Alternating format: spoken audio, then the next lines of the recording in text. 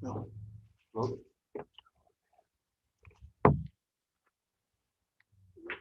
And it passes.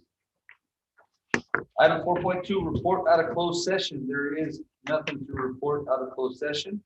Item 5.1, pledge of allegiance to the flag. This is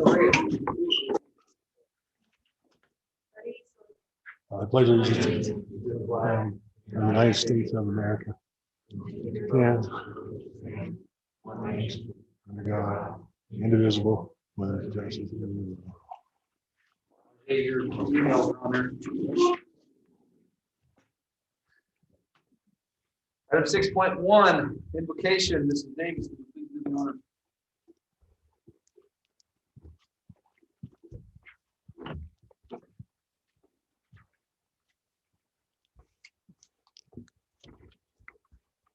Good evening. Please bow your head if you're so inclined.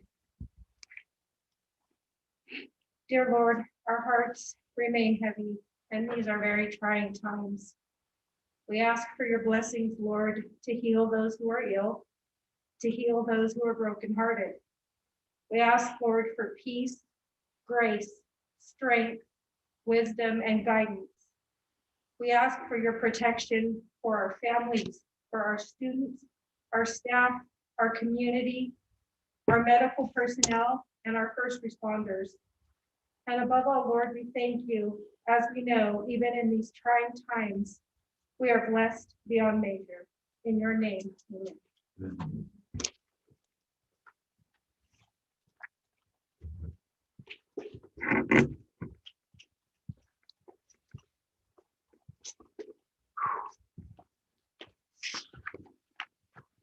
7.1, public concerns will be heard by the board at this time. However, they will not be discussed.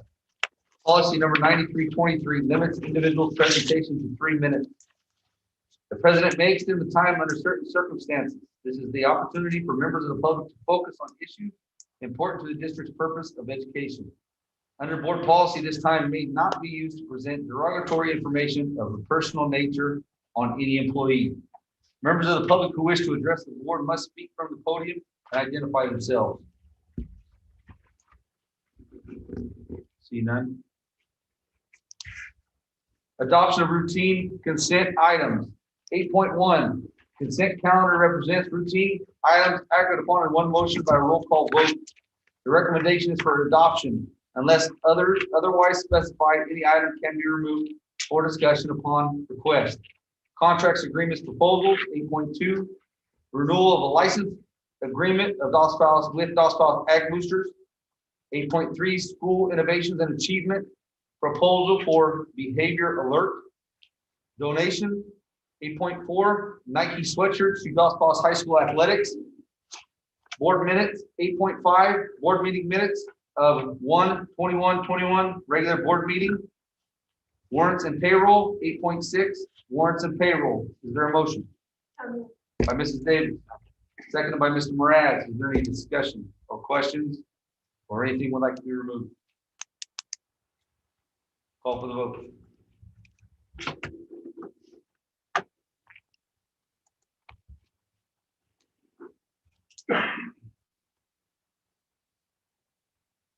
And it passes. Action items 9.1, 2021 CSBA Delegate Assembly Election. Is there a motion?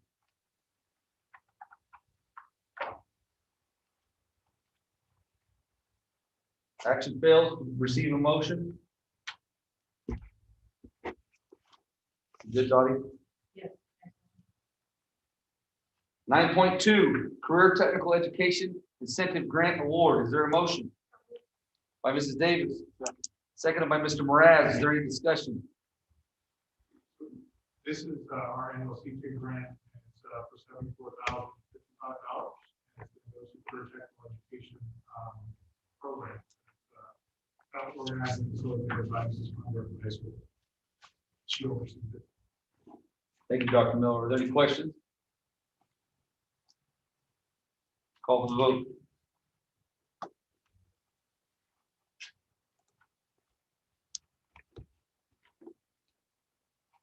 And it passes.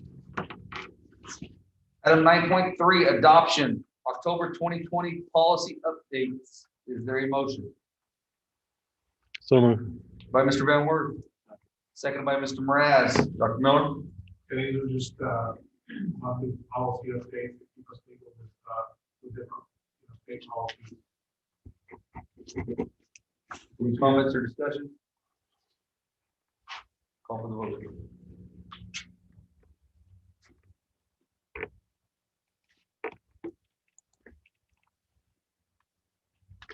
And it passes.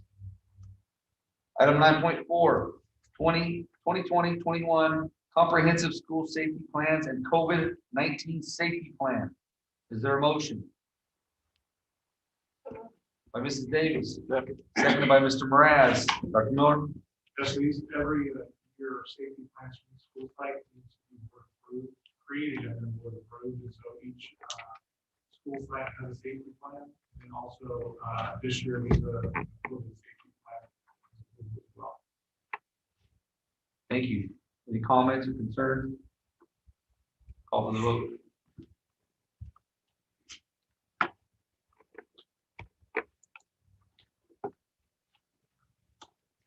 And it passes. 9.5, Dpol High School ASB and athletic apparel modification. Is there a motion? By Mrs. Davis, seconded by Mr. Mraz. Dr. Miller? That's our other, Mrs. Crivelli? Hi, good evening. I'm Holly Crivelli from Dpol High School.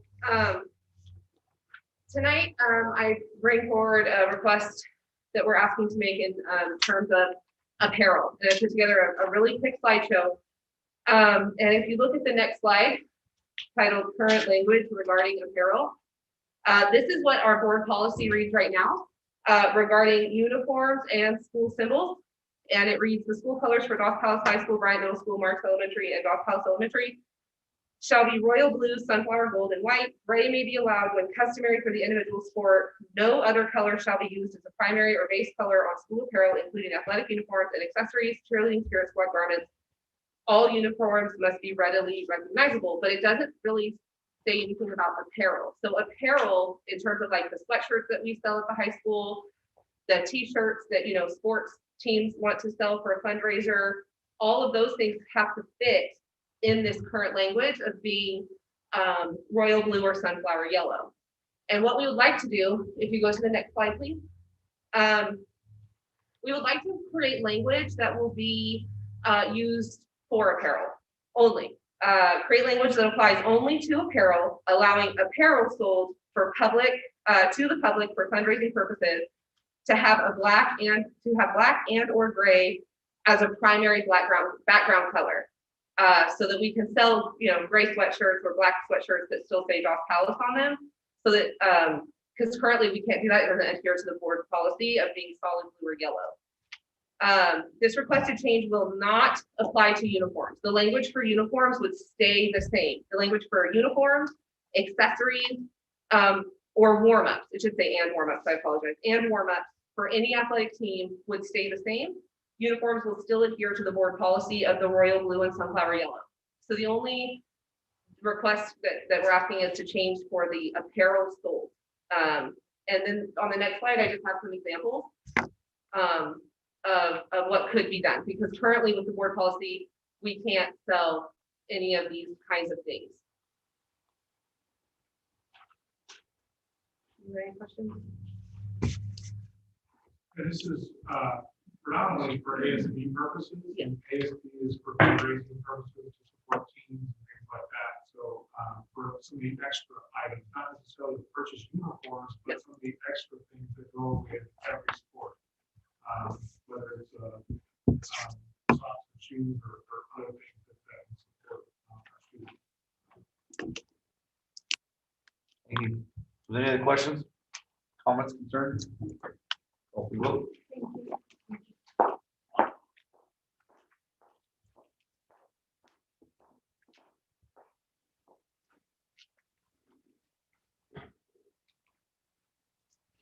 Passes. Item 9.6, memorandum of understanding between Dos Palos Loma JUSD and DPOLTA regarding surveillance testing during the 2020-2021 school year. Is there a motion? By Mr. Moran, second. By Mrs. Davis. Dr. Norton? So the district has worked with both bargaining units. This one's for the Polka, and it's basically to start surveillance testing for basically the remainder of the school year starting Monday. And so through the remainder of the school year, every staff members that opt in, they will test every other week. And so there's cohort A, cohort B. Cohort A, with pending board approval, will start on Monday, and they basically have times.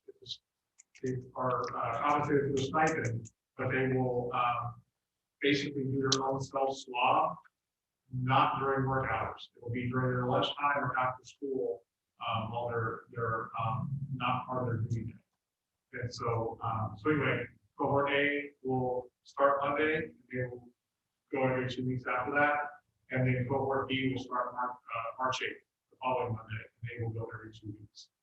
And it's only on Mondays. We have it through a program that our school nurse has worked with.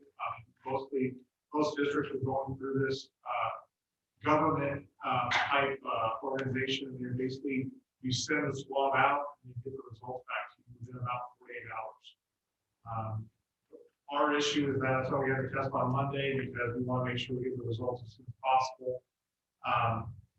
FedEx is an issue because we are an outlying area and we're serviced by the FedEx in San Jose, and the cutoff time is noon, so we cannot submit the samples until the following day, the Tuesday.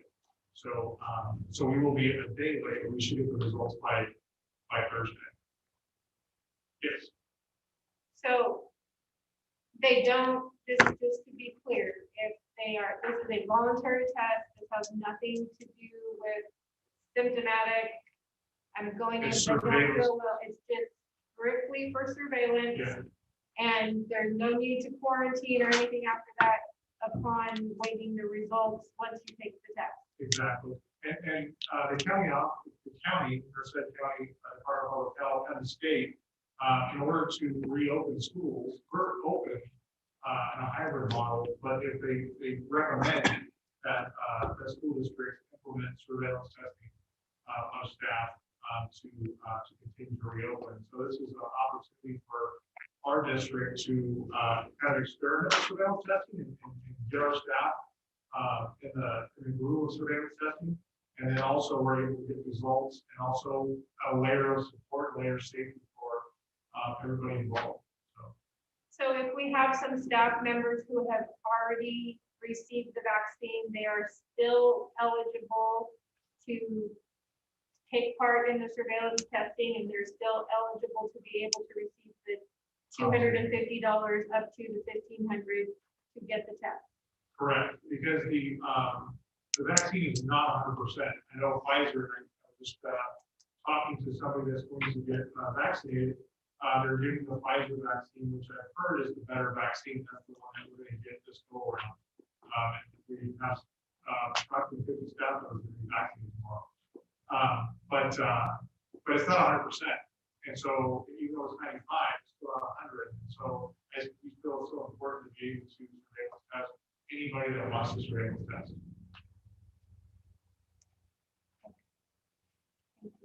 Any other questions? Call for the vote.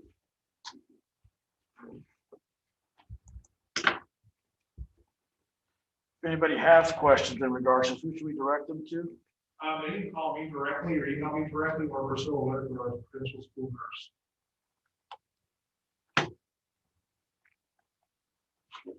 It passes. Item 9.7, memorandum of understanding between Dos Palos, Oklahoma, JUSD and CSEA local chapter number 761 regarding surveillance testing during the 2020-2021 school year. Is there a motion? Made by Mrs. Davis, seconded by Mr. O'Banion. Yeah. Basically, Any what questions? it's just the last one. It's the same language. Call for the vote. Oh, sorry, go ahead, Mr. Davis. So if they decide not to start Monday or Tuesday or whatever day the full court starts, if they don't get it the first time around, but then they decide they want to participate, or it's still, Yeah, you basically email me directly. That's, I wanted to get as many as I could as of yesterday, and I got the bulk of them. There's been a couple of them the day. But I have been checking the website against the ones that have not opted in. And I kind of periodically do that, and I will continue to periodically do that. But I would encourage anybody that wants to test to email me directly. I can't guarantee which cohort you're going to get into. I can't guarantee time and things like that. But anybody that wants to surveillance test, we will surveillance test. so it's not like if you don't start at the beginning, then. Yeah, it's anybody that makes it. And let's say somebody that wants to stop, they can stop surveillance testing. They just don't go during their off time. During that time. Move on. Any other questions? Call for the vote.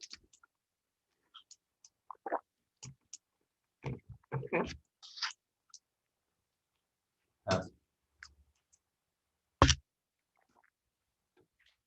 9.8, proposal for consulting services for 3-year AHERA reinspection at various school locations. Their motion. Second. By Mr. Mraz, seconded by Mr. Van Wert. Dr. North. So throughout the district, there's been certain times where Matt has, and the maintenance department has come across asbestos. And I believe Matt has been trained in removing asbestos and things like that. But with this company, it's going to be basically a consulting service to be able to come in. And with everything else that Matt is doing, it gives a company that basically specifically focuses on finding asbestos and basically be able to do that in our district to make sure that we continue to ensure that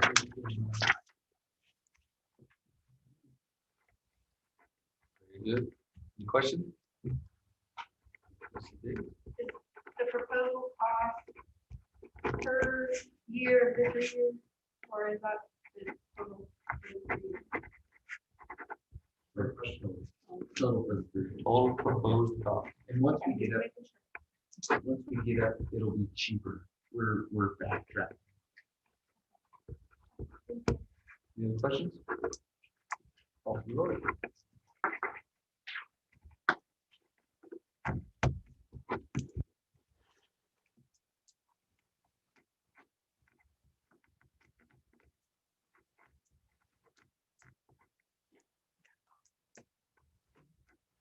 Mr. Howard.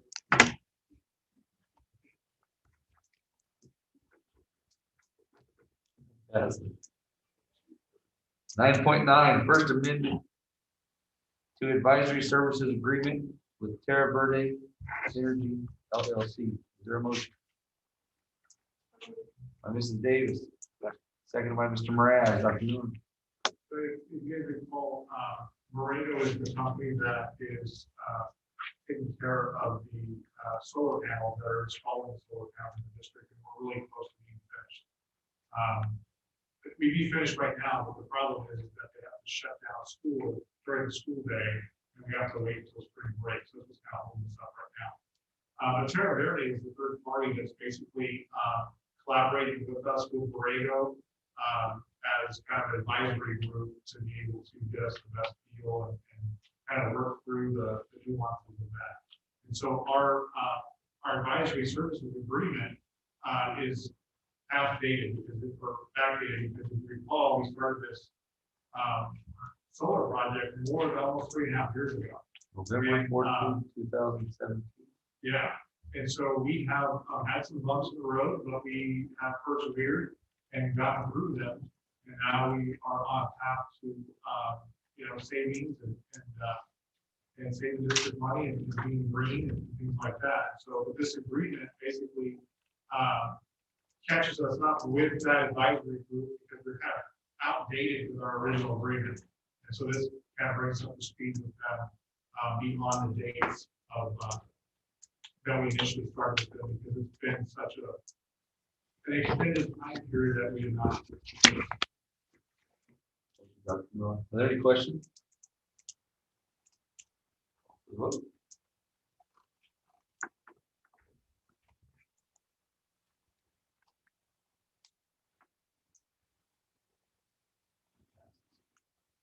Personnel, 10.1 FMLA, is there a motion? By Mr. Mraz. Seconded by Mr. O'Banion. That is this employee that,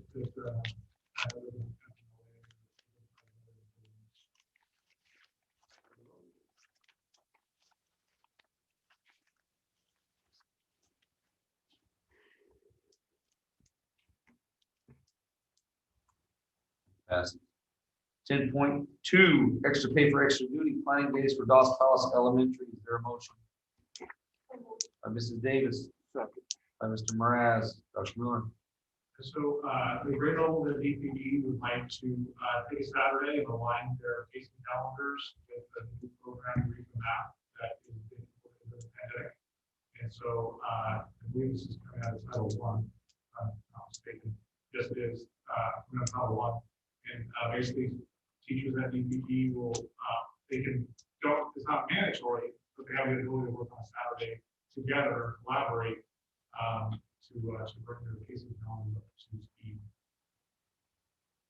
Thank you, Dr. Miller. Are there any questions? Call for the vote.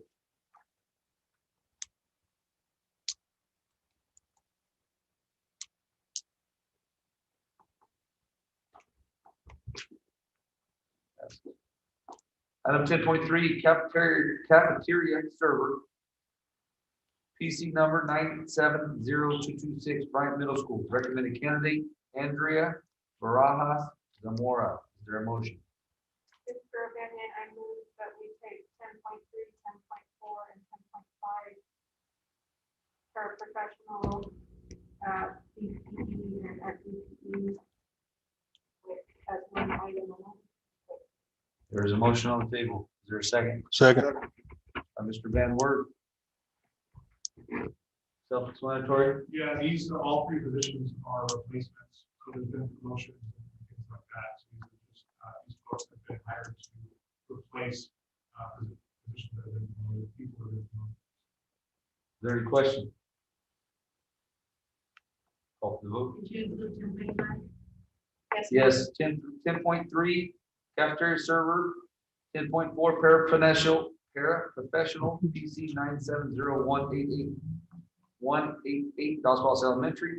Recommended candidate Cassie Lopez. 10.5, paraprofessional, PC 140040, Dos Palace Elementary. Recommended candidate Loretta Garcia.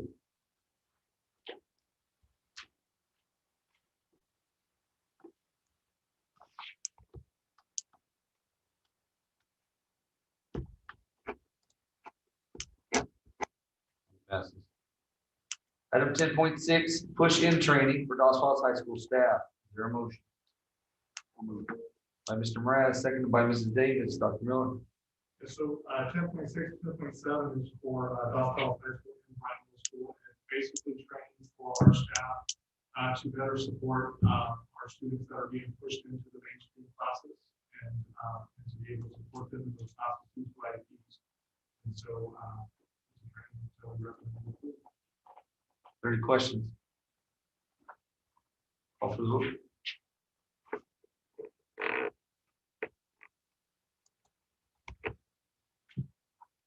And it passes. Item 10.7, push-in training for Bryant Middle School staff. Is there a motion? By Mr. Mraz. Is there a second? By Mrs. Davis. Dr. Miller. Thanks. Any questions, comments, concerns? Call for the vote.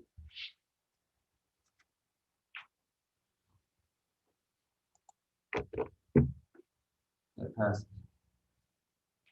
Item 10.8, resolution number 20-21-13 regarding non-reelection of and release of temporarily certificated employees. Is there a motion? By Mrs. Davis. Seconded by Mr. Mraz. Dr. Miller. So, as you recall, we have added some teachers during the pandemic to be able to support students on virtual learning. And so those teachers that have worked less than 75% of the school year are automatically to be non-elected. And so that's what this motion is. They work less than 75% of the school year. Are there any questions? Call for the vote.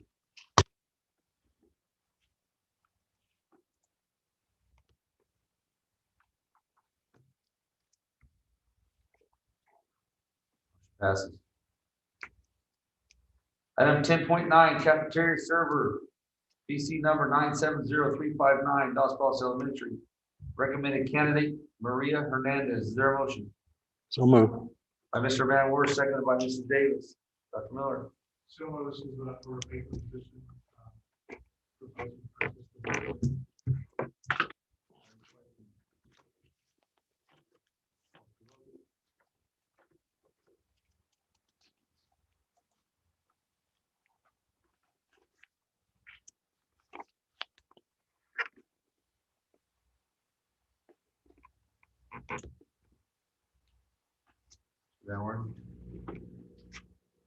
Passes.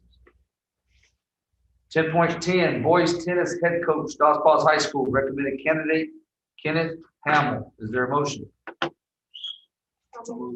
Mrs. Davis, seconded by Mr. Mraz. Dr. Miller. So it's exciting. Sports. Mr. Hamel has agreed to host the boys tennis team. We have sports happening, and we already have girls tennis split out there right now. And we're excited that the state has made some changes to the requirements associated with other sports. And so we're looking for a fantastic athletic season in the spring. And Mr. Hamel is just an opportunity for me to speak about that. Any questions? Call for the vote.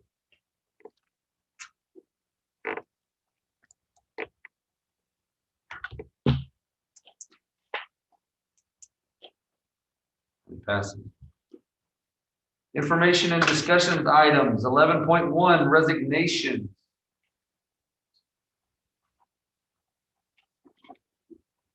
I'd like to thank all staff members that were resigned and have been committed to our students in our district.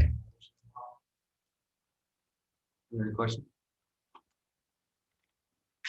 Item 11.2, 4G Lte Project update. Good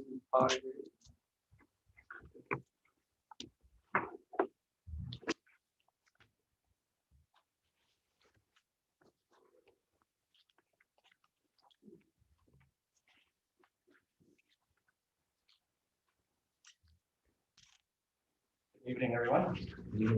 I provided you guys an update on the 4G Lte project. So back in October, you might recall the TA came out, did a quick RF survey because of the timeline of the RFP that said 4 sites, all at 60 feet in terms of the height of the radio heads to get that distribution across the town. Now that they've basically been given some time, some more time to study, more time to look at the geographical area, they're proposing that we switch to a 3 site to get larger, to cover more distance. You might recall I gave all the addresses of the students, of course, not the students' names, just the students, the addresses, I'm sorry. And what they did was they compiled about 700 addresses, and they said, well, actually the 90, 60 feet would be your better bet because we're trying to cover also areas east of Bryan Middle School and as far as you can up to Y. So with this new proposal, they're able to cover about 5% more than what they originally proposed. So I know it's kind of hard to see from there, but they have the analysis there. The original proposal was the 4 sites. And at the very best, they could cover with the 4 sites is about 664 families, or addresses, if you will, I'm sorry. At the 3 sites with the 90, 90, 60, they could cover up to about 695 students. I'm sorry, 695 families. And so roughly about 5% more. There is there was this question you might recall from the last couple of board meetings. Will we cover all of the families? No, there's just no way. You might also recall board member Chase asked the question, what about hotspots? That was the reasoning for the 100 hotspots that we might also have to purchase for those families that are out beyond, such as the Y or way down or low. So roughly about 86 families, if you will, for that. So we should have at least 100 hotspots on hand for those families. But with this new proposal, we're going to get pretty close to 95% of all the addresses of all. A much better geographical coverage. Next slide, please, Robert. There is a depiction of that. The very first graph you see there on the left is the 60, 60, 60, 60 with 4 sites. The far right is your 90, 90, 60. Once again, in terms of coverage, you're going to get more. That's all it is, because you're putting your radio heads higher, so you're able to send that signal out for the distance. That's the download graph. The next one is basically your upload. Same deal. With the 3 sites at 90, 90, 60, you're going to cover more. And that extra site, so we already have the 90, you may recall, at the high school, and then we already have the 60 at GC. So those are 2 existing monopoles. All we really would have to do with this 90, 90, 60 is add a 90-foot monopole at BPE. Like these ones. So the new timeline proposed is basically for the 2 existing monopoles, we should be ready to go about mid-April. And then, of course, assuming that the DSA paperwork through the state goes well, we plan to get that done by July for the one at Can you talk about the speeds? Oh, yes, yes. And so, Rodney, if you could do me a favor, go back 2 slides, please. Thank you. So, if you look at the speeds, they're very, I did share this also with competing vendors, Motorola and Red Rover as well. They were pretty impressed with the Nokia system. The great thing about Nokia is that's their own equipment. If you're within a mile and a half of the city limits, you're getting close to about 20 megs down, which is pretty good. That's pretty close to Comcast speeds. The further out, of course, you're going to get less and less as you go. That's the blue there, the light blue, the green, and so forth. As you go further out, I think you go down to right about 1 to 3 megs down, download. And then the next slide, please, Rodney, with the next slide, please, is the upload speed. So same kind of deal. Of course, just like your regular internet provider at home, upload speeds are going to be a bit slower. So the upload speeds are anywhere from 1 to 10 to 15 megs uploading. So that's pretty good for a 4G system. Just like your cell phones, just think of it like your cell phones, right? You can get anywhere from 1 to 15 megabits down and all that good stuff on a cell phone. You're doing pretty good. So, any questions regarding the speed? Guys? So with the 90, 90, 60, is it faster, the speed faster than 60, 60, 60, 60?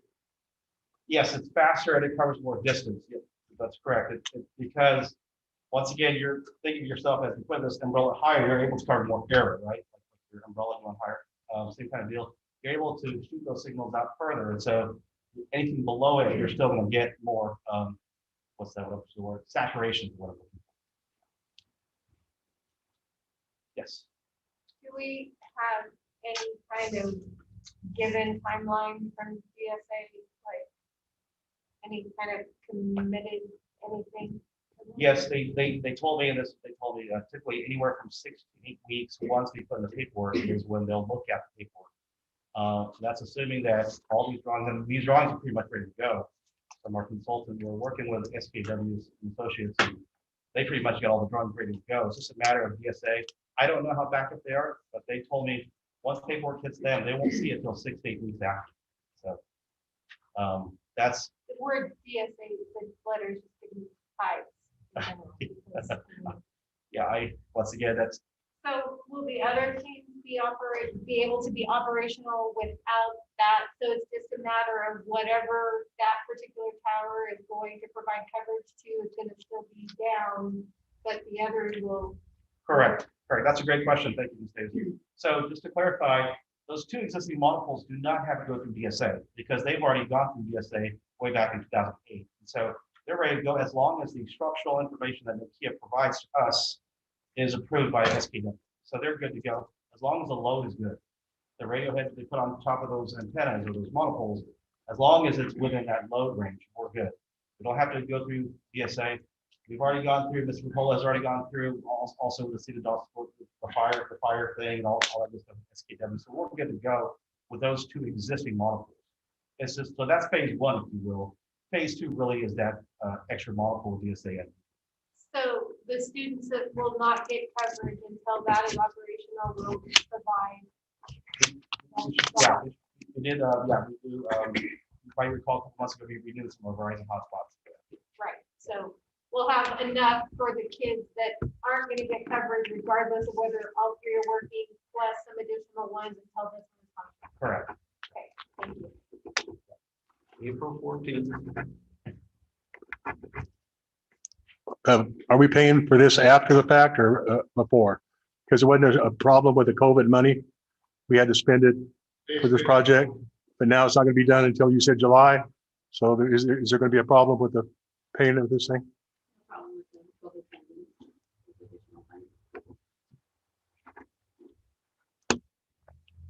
As long as the deadline was December 30th, then they extended it out. So when, till like September 22. There's round two that goes extended, and then there's also an extension on the funds that we have, which we have to do extend.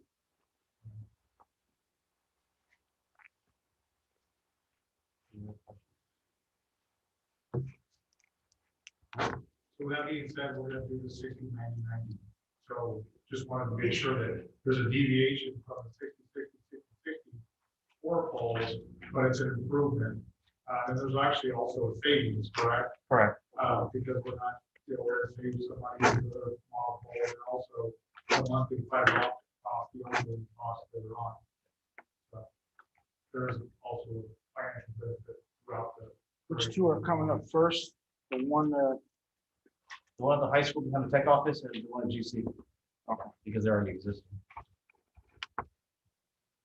Very good, thank you, Project.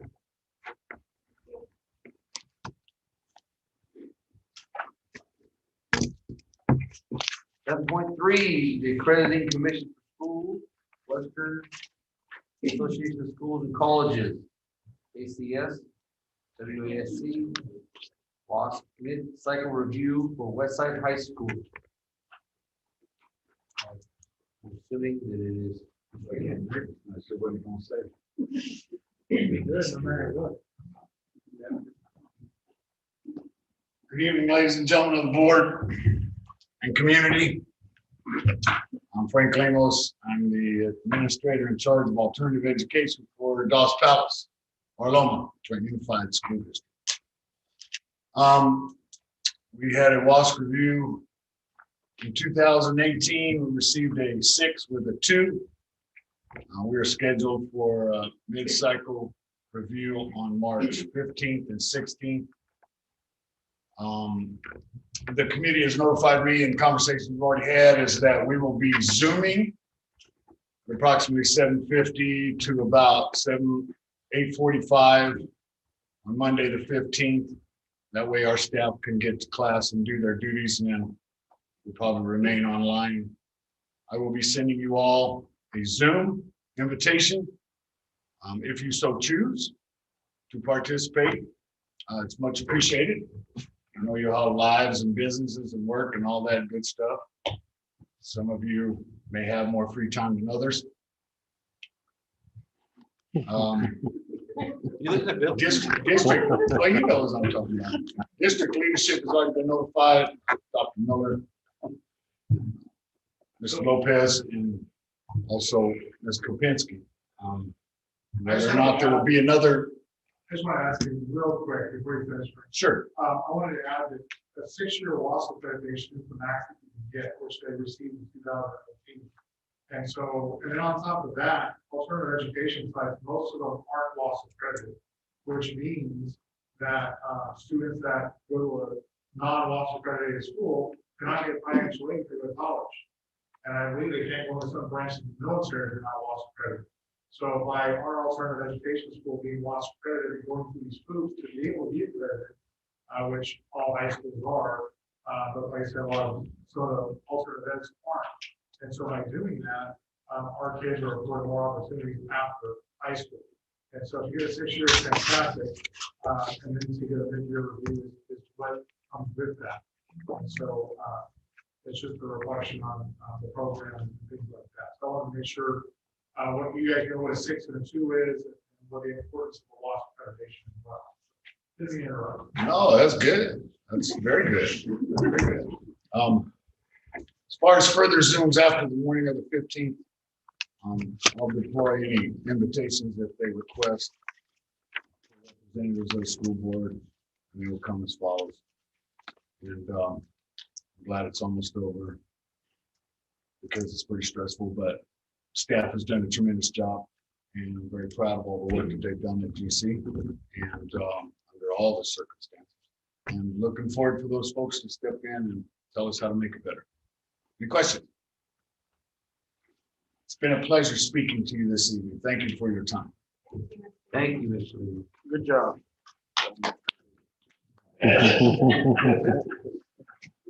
Jason can turn his camera. Written report, 12.1, educational and personnel services, Vala Lopez. 12.2, food services, Ron Sullivan. 12.3, health services, Priscilla Whitaker. 12.4, maintenance and operations and transportation, Anthony McCall.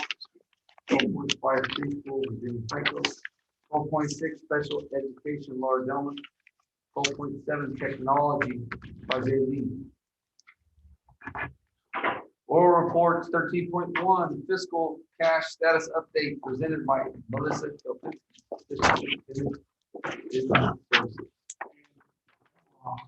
Yes, and grandma. Just this morning, my little second grandson was born, Marcus Elias, who was 6 pounds, 10 ounces. My daughter's 4'11", so that was good enough size for her. That's an awesome middle name.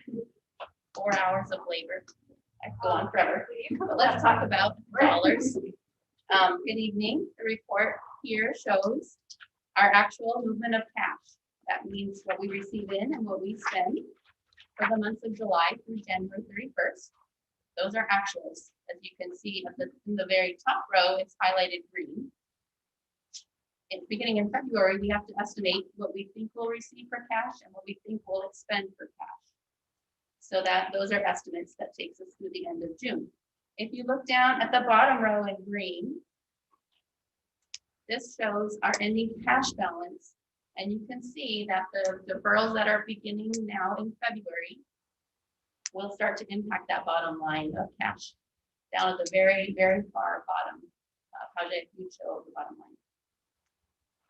You can see that the ending cash amount decreases significantly March, April, May, June, with the estimated ending cash of just $313,000. So as a reminder, that's cash on hand in the county treasury, and that's the cash that we need to meet our financial obligations. But that's different from our district's fund balance, which you can see is just over 9 million. That's the far right-hand box at the very bottom right-hand corner.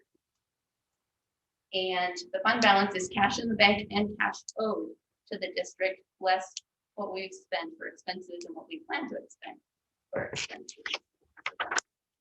That's where there's a difference between what our cash is, our cash flow, and our fund balance. So it's proposed that those deferrals that are impacting this year will be eliminated next year for the 2021 fiscal school year. But that is still up, up in the air. It's proposed by the governor. It's going to take legislative action, but that is what's proposed. All of them except for the deferral from June through July. So we might see that happening, but that will be a wait and see, which could happen. We could know what the budget is at the end of June, but then there could be a 45-day revise. So really, the next 6 months will knock out what that cash will look like, what that proposal will look like. But I do have some good news because due to that second round of federal relief passed in December, a second round of those ESSER funds are coming, that the elementary and secondary emergency relief funds and the GEAR funds, which is the governor emergency relief, education relief funds. So for our COVID related expenses, we have an additional amount of funds, 3.3 million that can be expended through September 30th of 2023. So that will help with the connectivity and the cell towers, the project that we, started funding with the first round of funding that was had a December 30th deadline, which we did meet all that deadline. And we'll be able to continue the project with our COVID funds because it's an allowable expense for the connectivity for the kids. In addition to that, there's the legislature is working on language in SB 86 and AB 86 for expanded learning time. This is a grant that is to be finalized in advance of the normal state budget process. So funds coming to us this year before June budget passes. And this would be for allowable expenses through June 30th of 2022. And it's estimated that Dos Palace would have 1.9 million there for that grant. So at this time, I will report that the budget and the expenses are tracking at an expected rate. And I want to thank principals and department heads for being diligent with their budgets and continue to keep up communication with the business department if you have any questions. We're here to answer anything specific, anything easy, anything hard. It might take us time to look into some of the details, but I'm more than here. I'm here to help you understand your budgets and your funds. Moving on from here, the second interim report will be brought to you next month, which is hard to believe. After that, we'll work on LCAP and developing the budget for next year and see what it's going to look like to close the books for this year. Speaking of the LCAP, though, if there are any thoughts to an area of need, now's the time to reach out to me, to Megan Rahalva, who's Director of EL Services and Student Achievement. Any principal, anyone in the district office, if you have any ideas for the needs of our students that we can address in the LCAP, which is our local plan for what we have, what we do with our district funds. Are there any questions? Thank you very much. You're welcome. Thank you for your time. 3.2 Superintendent Report. I just want to again, we have employees that are back tomorrow, which is exciting. We already have some employees that have already gotten vaccinated, which is exciting. So hopefully we can kind of keep that trend going and we'll be close to herd immunity hopefully the next 4 or 5 months or so. Jonathan Johnson free.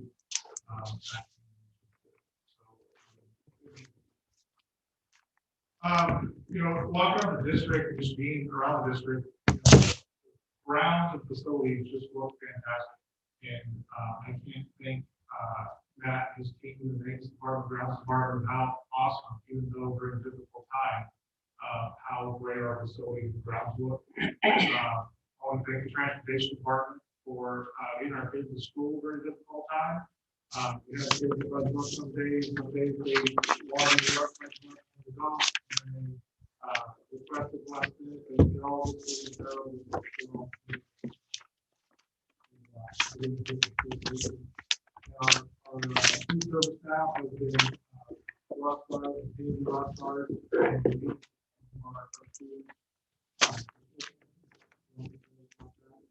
accomplished this year. Again, maintenance and transportation can take them out.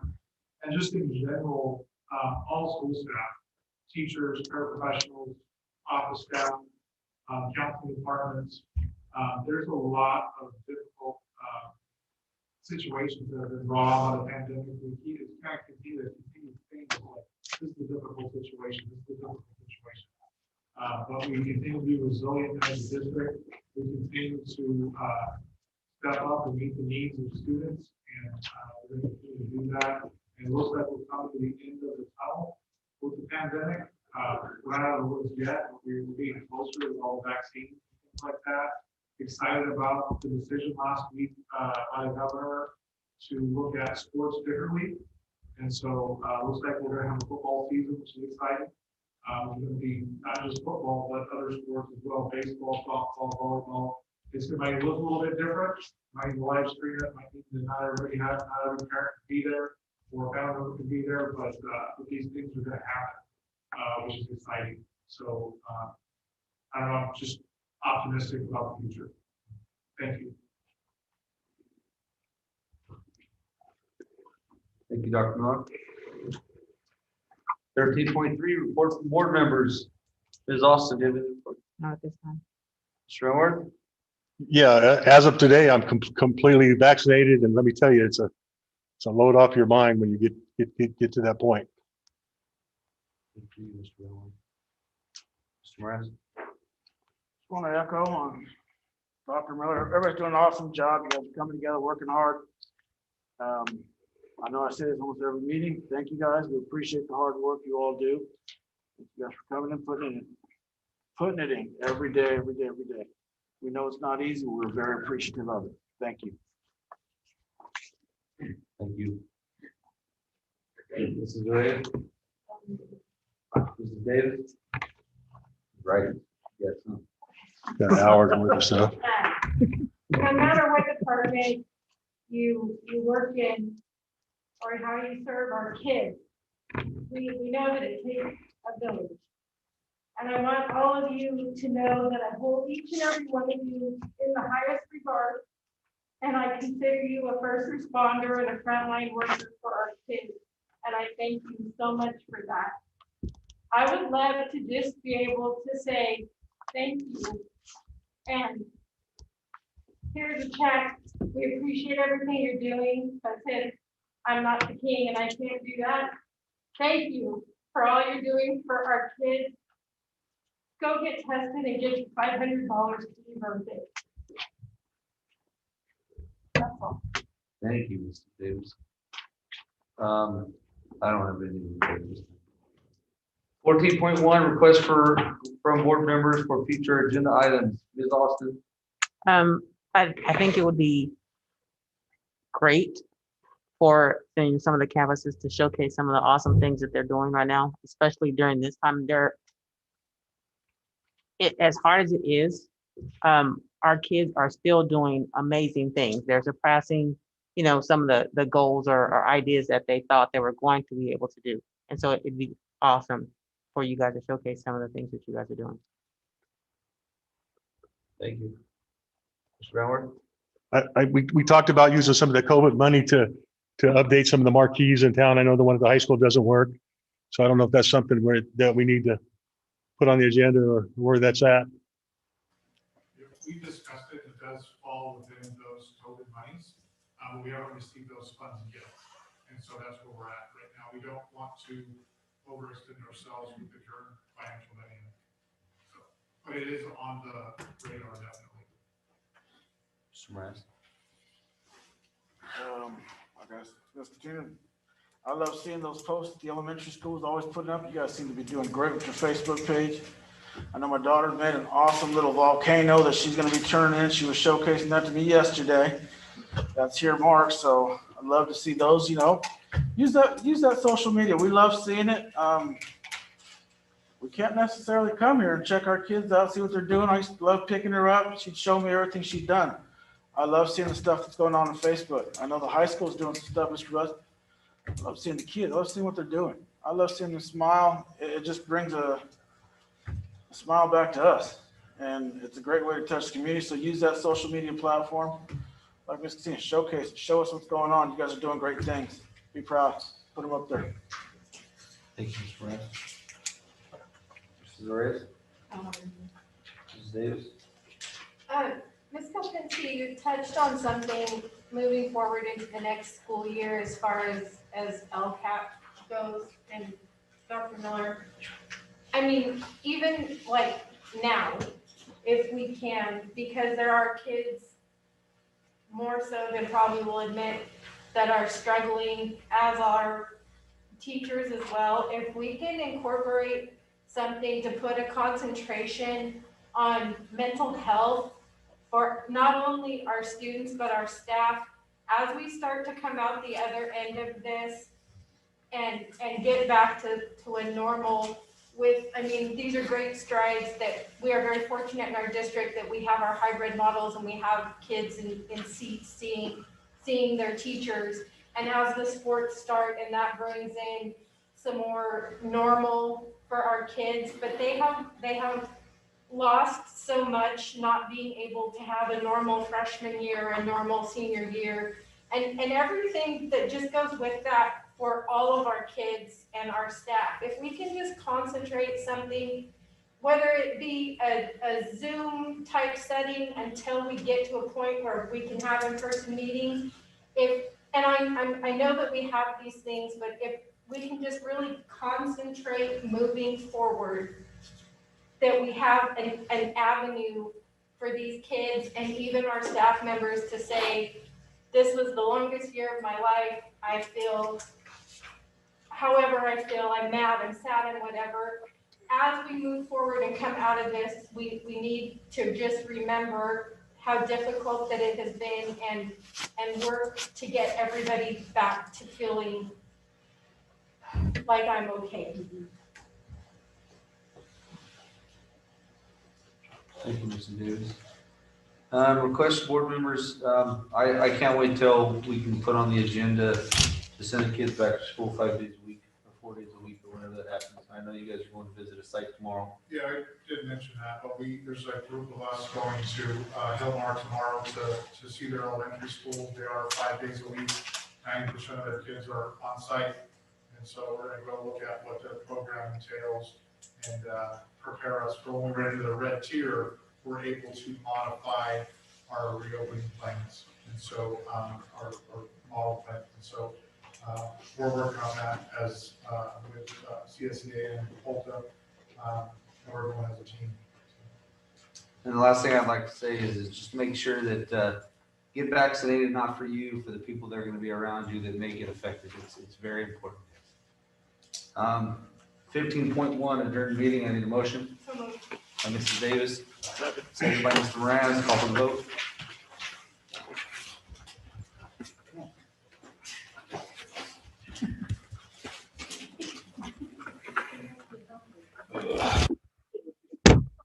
And that